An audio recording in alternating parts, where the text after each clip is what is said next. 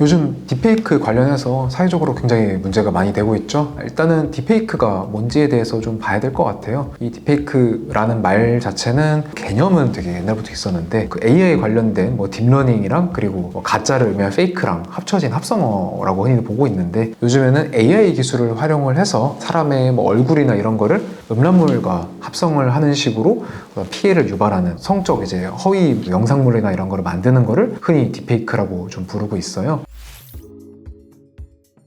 뭐 옛날에는 어떻게 보면 이게 뭐 심각한 범죄라는 인식 자체가 그렇게 있지 않았어요. 그 이유 중에 하나가 또 AI 기술이 발전하니까 이것이 진짜 어떤 음란한 행위를 해서 그거를 찍은 것처럼 사람들이 속을 정도로 기술이 고도화된 측면도 있거든요. 자, 그래서 그런 피해가 얼마나 심각해졌냐, 지금 뭐 거의 최근에 30배 가까이 늘어났다라는 말들이 있어요. 그리고 또 10대와 20대의 피해자들의 수가 굉장히 많거든요. 그래서 10대가 뭐 36.6%, 뭐 20대가 또 32%, 이런 식으로 합쳐보면은 70% 가까이 되는 피해자가 10대, 20대다. 이런 측면에서는 굉장히 어린 뭐 분들이 이런 충격을 받았을 때 더 오래 트라우마가 남을 수 있잖아요. 그런 측면에서 상당히 심각한 사회 문제라고 봐야 될 것 같습니다. 어떤 경우에 처벌이 되는 거고 그 처벌은 얼마나 세게 되는 거냐, 제가 깔끔하게 한번 정리를 들어보도록 하겠습니다. 딥페이크 관련해서 워낙 심각한 사회 문제로 이슈 부상이 되다 보니까 집중 단속 기간이라고 합니다. 또 처벌도 더 강력하게 하려는 움직임들이 있어요. 실제로 지금 또 법 개정에 대한 논의도 있어서 아마 이게 좀 통과가 최종적으로 될 것 같아요. 어쨌든 지금 법을 기준으로 말씀을 드릴 거고,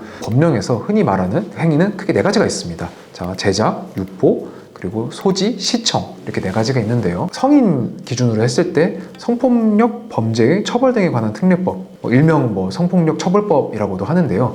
이 법에서는 제작이랑 유포에 대해서만 처벌을 해요. 내가 만들었거나 여러 사람들 보게 유포를 하는 것에 대해서는 처벌을 하고 있는데요. 이게 진짜 크게 처벌합니다. 제작이랑 유포 둘 다 5년 이하의 징역 또는 5천만 원 이하의 벌금인데요. 거기다가 만약 영리 목적이 더해지면은 7년 이하의 징역 정도까지 올라가거든요. 방금 말씀드린 제작이랑 유포 부분 말고 소지랑 시청은 어떻게 되느냐, 이 부분 궁금하실 텐데, 일단 현행법상으로는 처벌의 대상은 아닙니다. 그러면은 다운받고 그런 딥페이크 음란물을 보는 거는 아무 문제가 없는 건가요? 그런 건 아닙니다. 그거에 대해서는 지금 뭐 법 개정 움직임이 있어요. 이거는 아까 말씀드린 것처럼 통과될 가능성이 좀 높아 보이는데, 소지랑 시청에 대해서도 처벌하는 방향으로 지금 논의가 되고 있거든요. 그래서 이 딥페이크 음란물에 대해서는 그냥 일절 안 보는 게 좋을 것 같고요. 예를 들어서 그런 딥페이크 음란물을 토렌트로 다운을 받는다 라고 했을 때 문제가 안 되는 거 아니냐 라고 생각을 할 수 있는데, 그렇지 않고요. 딥페이크 음란물을 토렌트로 다운로드를 할 때는 업로드가 동시에 같이 되거든요. 그러면 그 말인 즉슨 유포도 같이 하는 겁니다. 그래서 여기에 대해서는 현행법상으로도 처벌의 대상이 된다고 보면 될 것 같고요. 일단 성인에 대해서는 이렇게 4가지 형태로 분류를 해드렸어요. 반대로 성인이 아닌 아동 청소년 19세 미만의 미성년자에 대해서는 어떻게 되는 거냐, 여기서도 마찬가지로 제작, 유포, 소지, 시청이 있을 텐데요. 죄가 조금 더 셉니다. 제작 같은 경우에는 아동에 대해서 하는 거는 아동 청소년의 성보호에 관한 법률, 일명 아청법에서 처벌을 하고 있거든요. 이 아청법에서는 제작하는 사람에 대해서 무기징역 또는 5년 이하의 징역이라는 어마어마한 처벌을 하고요. 그리고 유포에 대해서는 3년 이상의 징역, 영리 목적이면 5년 이상, 한이 이제 3년, 5년이라는 거고,